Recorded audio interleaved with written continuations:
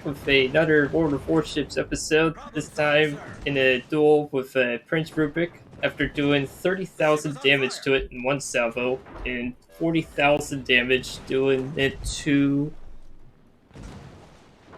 a Neptune. Right now, I am within secondary range, and I'm also encountering a Flint and Team Shipwagon trying to not shoot at anything as usual, because why not? So, in the middle of this very strange fight, I kill the very powerful German battleship, and I'm also flooding. But I should be able to weather this storm, even though there is a Flint that now sees me being out in the open a little bit. It's a little bit too aggressive of a maneuver, because, you know, everybody makes mistakes, and I do too. I am flooding, but that's okay. You shouldn't, oh, I am probably going to blow up and die here. Tragedy. The majestic USS Minnesota, with its powerful main guns, has now vanished into the bottom of the sea. What happened there? Well, a major thing that I still can struggle with at times is I got a little too aggressive, but also because the tier 9 to 10 meta is to sit so far back that even with your sniper config Minnesota, which I'll show here, they typically will just scratch their heads and go around in circles. That's the real gameplay that most people will not show you.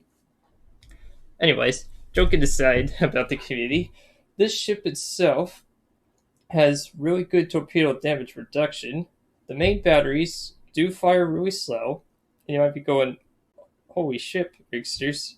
The reload is 40 seconds. Why on earth would you play a ship line that has 40-second reload? It's because the main battery accuracy. The main battery accuracy of the US battleship slow line with the appropriate modules can be very accurate at tier 9 and 10. The tier 8 Kansas one, it is pretty mediocre. It is the only stinker of this line, but the 9 and 10, oh boy, you could really kick some serious butt with those guns. The secondaries are nothing to speak of, but they're there. They do okay, but they're not really meant to do much. The AA is insane with the B hull. I mean, 413 medium and 441 short is really good at self-defending. The long range is average. It's pretty decent. It's not a cruiser, but it can certainly punish aircraft coming in because of the flak shells, which is mediocre, but it still will do the job. It's 6 flak clouds. The ship speed, well, you're not going to get anywhere quickly. You commit to a side and you either die or you just perform ship circles. The concealment with this massive ship can be brought down to 13.8 with the right equipment skills and modules plus the camo. Now on to the captain skill. The captain skill I did, as is shown in the shorts, is the preventative maintenance, grease the gears, adrenaline rush, and concealment expert. That is what the skills are currently set for this ship. The equipment is equipped as follows. I have the B hull.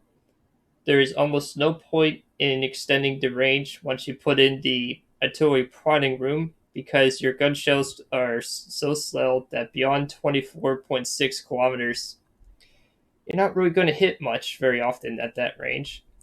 I would say this is an optional thing, and most players don't really equip this module slot because of the artillery prodding room. If that didn't exist, it could be a suggested thing to do after the B hull. For the upgrades, I did auxiliary mod 1, so the secondaries in AA stays up more often, so you can actually dish out damage to planes.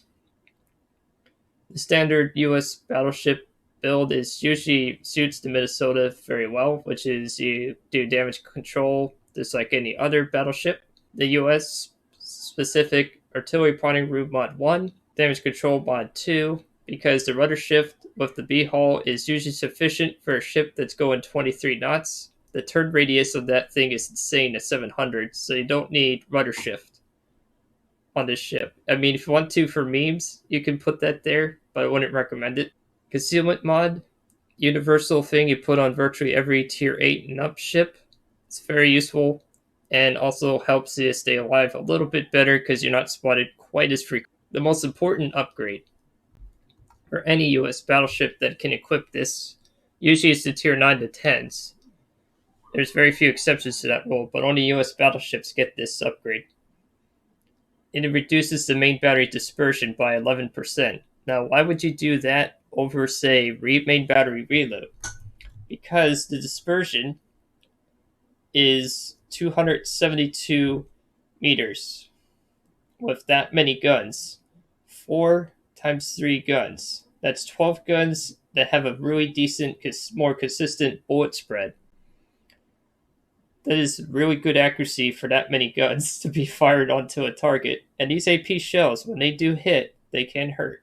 The only other thing with the Minnesota I would recommend is to get that adrenaline rush as soon as possible, because that 40-second reload is pretty painful. So there is a lot of quirks to make the ship work. So that is pretty much it for the USS Minnesota. I hope you enjoyed this video. I do run a Ko-Fi page with the goal to still get a better flight stick for flight simulators. And I also cover other games such as Forza Horizon and all sorts of other types of video game genre. This is Rigsters Journey, signing off.